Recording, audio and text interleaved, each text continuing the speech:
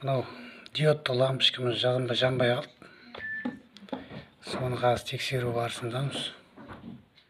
Қазір мына жағын токқа тығам. Жанбайды, жасамайды. Міне, мынау шнуры. Міне басшы, міне розетке тығамыз. Міне жасамайды. Осын тексеріп қарайтын боламыз. Ішін ашып.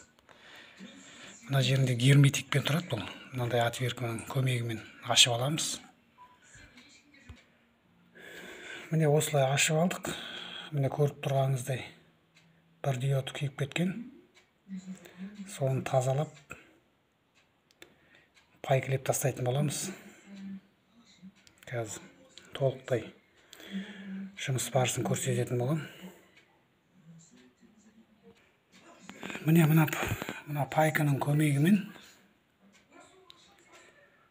мына жаңа күйген жерін пайкіледім.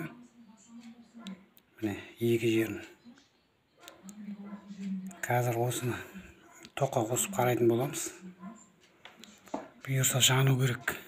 Қазір міне мынау шнурымыз, міне басынан аяғына дейін түсірейін. Міне қазір міне осыны қосамыз тоққа. Сонда жану керек. Міне. О, міне қостым тоққа. Міне жанып тұр. Қандай керемет. Жарқырап жанып тұр диодымыз. Міне осылай жасап алсаңдар болады.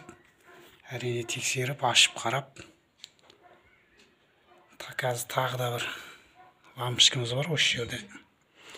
Оны да қазір ашып қарайтын боламыз. Екінші лампочкамыз. Қазіргі міне бір лампочкамызды жақтық. Міне сүйінді қазір қайта тығам тоққа жанады. Міне жарығы өте керемет.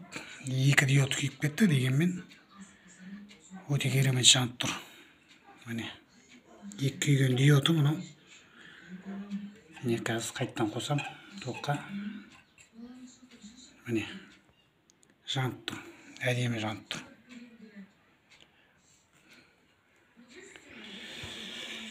Міне осылай.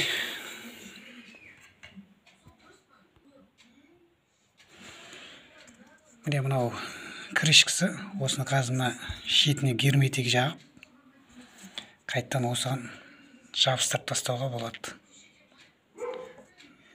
Бәрі герметикпен, мынандай кішкентай отвертканың көмегімен ашып алсаңдар болады. Міне осындай пайканың көмегімен.